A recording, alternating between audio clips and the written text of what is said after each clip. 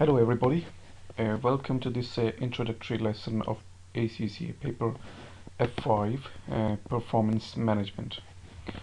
This lesson is brought to you by accountantsytube.com, and for more ACCA lectures and study notes and exam tips, you can visit our website, which is www.accountantsytube.com. All the lectures are absolutely free, so you don't have to pay anything. Now, this is just an introduction of ACCA Paper F5 Performance Management. This is the advanced paper of basic cost accounting paper, which is F2. Although its F2 name is Management Accounting, but basically it covers the cost accounting aspect of management accounting. Now this paper, which is advanced of F2, which you have already hopefully passed, this paper is performance management. Now performance management, by this word we mean that management of performance. Now when we talk about management of performance, whom are we talking about? Obviously someone who is managing the company, managing the business. So someone who is managing the business, who could it be? Now at strategic level, at the top level, if you have passed F1 already, you might know that strategic level is the top level management and the operational level is the bottom level one. Now when we talk about the management of performance, we talk about both top level management and the bottom level. So in this exam, basically we will try to manage the performance of our management. Now if you are a shareholder or a owner of a company, obviously you want your management to work hard so that they can increase the profitability of your company. So basically, why are we doing the business? Obviously no one is doing business for charitable purposes. Everyone wants to make some money. So who is working for you? Management is working. So you want your management to work hard and better so that they can increase the profitability of your company. Now there are few aspects and there are few syllabus areas of this exam. We'll talk about briefly in all of them in turns. First one is costing. First portion is called costing. Now you have studied a lot of costing at your basic F2 level exam or FMA if you have studied FIA qualifications. You have studied a lot of costing at F2 level, but here at F5 level there are a few more techniques that we will see of costing, like life cycle costing and target costing. You might have seen a little bit of it in earlier exams, but we'll see in deep details here. So in costing we'll see more detailed definitions and application of earlier exam techniques that you have already seen. When we talk about costing, obviously I think you would appreciate the fact that when we are doing a business and we are manufacturing something, say for instance I'm going to manufacture a car. So when I'm going to manufacture a car to sell it, so why am I selling it? Obviously if I am selling it, I want to make some money out of it. When I want to make profit out of it, so I have to sell it. Now before even making the profit and even before making the sales, I need to determine that how much cost it would take to make the car, right? So until and unless I am sure that cost will be less than selling price, I cannot make the car, I cannot make the profit, right?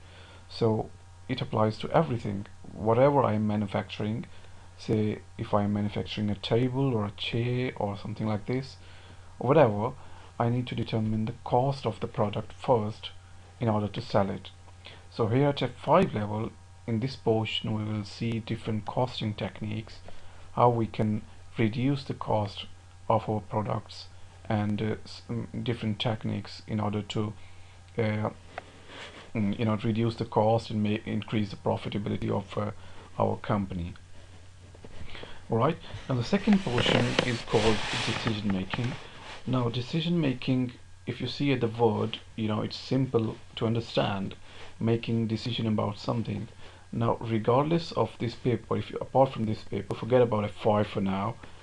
Think about in real life, what does decision making means?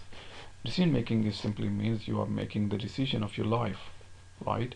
So before choosing this exam of ACCA F5, or even before starting the ACCA itself, it was a very important and crucial decision of your life to choose ACCA as your career, wasn't it?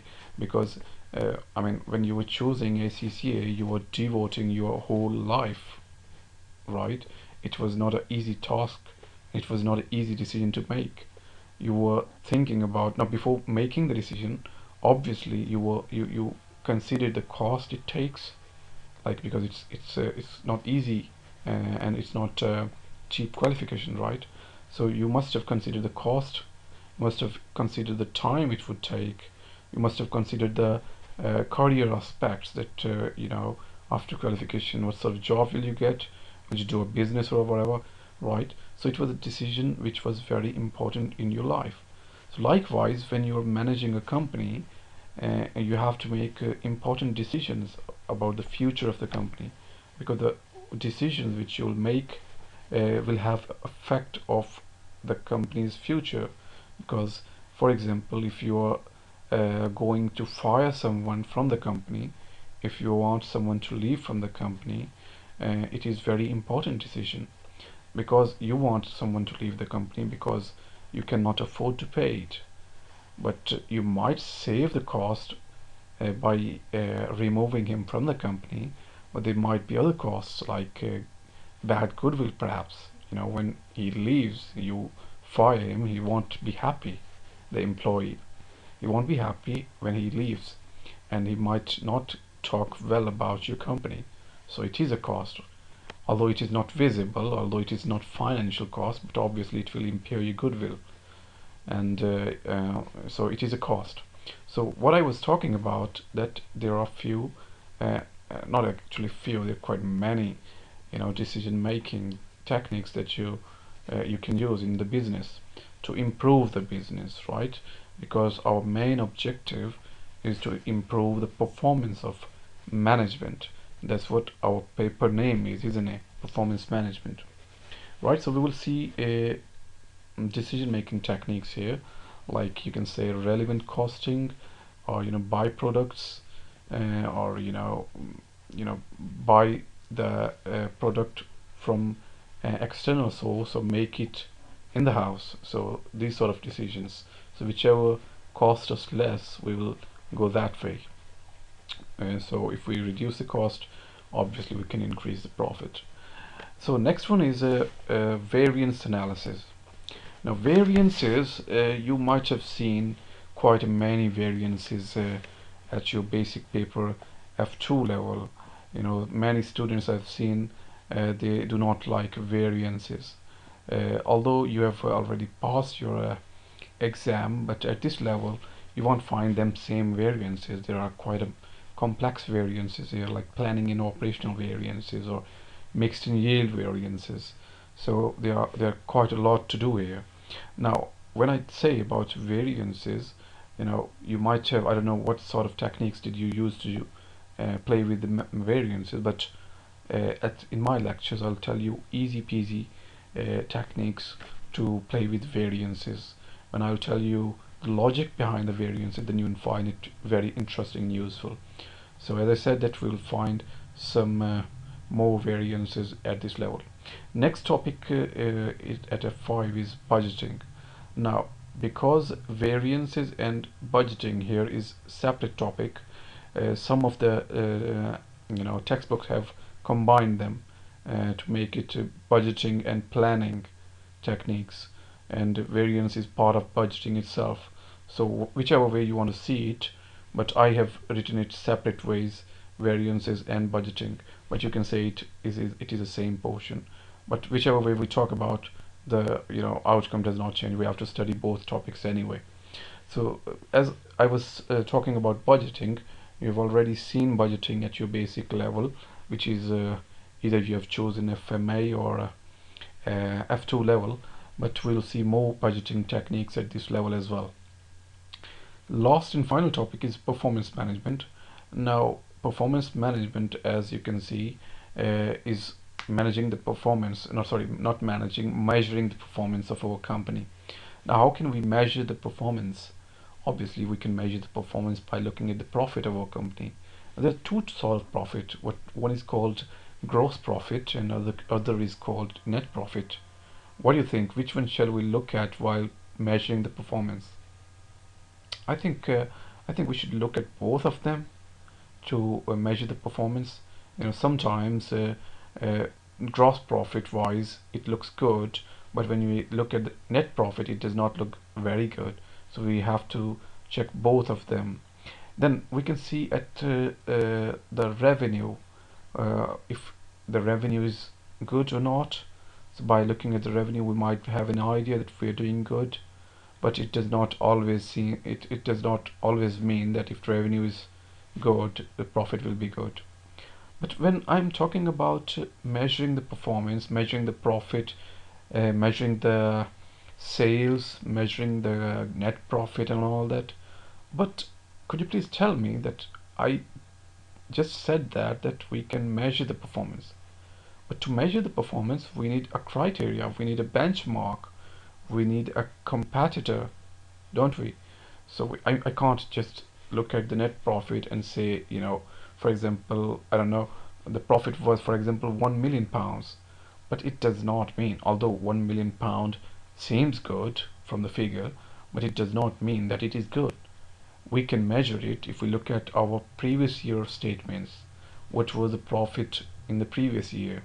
So for example, if the profit of the previous year was 20 million and in this year you made 1 million, so obviously it is not good. But without looking at the previous year, if you just look at this year, £1 million, oh my god, £1 million, it is a huge profit. But when you look at the previous year, it was 20 million and this year it's 1 million, then you won't be too happy to see that it is huge decrease in the profit. Likewise, we can see the performance of other company, our competitor, maybe the new company which just came into our industry but is doing very good. So we can measure our performance with them, or we can measure our performance with the experienced company, so to see that what is the percentage of net profit of that company as compared to our company. So if their percentage of net profit is 55%, well, I'm just making up the figure, it can't be 55%, but I'm just saying that 55% is net profit of a company, whereas our profit is just 35%. So obviously we are not doing that good, right? So that sort of things we will play at performance measurement topic. So we will see the ratios and all that. Okay. So that was the last topic of F5. So as I said that F5 exam is performance management. So all the topics which we have seen in this introduction has something to do with management of the performance, right? So I hope that you have found this introduction useful, and I look forward to see you at our website accountinstitute.com. I work for accountinstitute.com, and you'll find my notes at this website too, and you'll find free lectures in this website, and I look forward to see you on accountinstitute.com. Now before I finish this lesson, I also want to emphasize on a recent technique, recent new technology used by ACCA, which gives you the option to choose between paper-based exam and computer-based exam. Now, before making this decision, I hope that most of the students would choose paper-based, because in CBEs it won't give you instant result anyway, so you'll have to wait for the normal result date. So no point of choosing CBE unless you feel very comfortable with the computer. But before choosing computer-based exam, please make sure that you understand how the question papers will look like and how will you solve the exam, because these are not a computer-based exam which you have already given at knowledge level if you have chosen that way. So I mean, knowledge based knowledge based to computer based exam, knowledge level exams were quite different because they were just basic level MCQs or fill in the blanks. But at this F5 level, MCQs, although there will be MCQs, but there will be application based questions as well. So you will have to make yourself comfortable with the thought of with that sort of questions at this exam. So make sure that you go to ACCA global website or even our website accountancytube.com.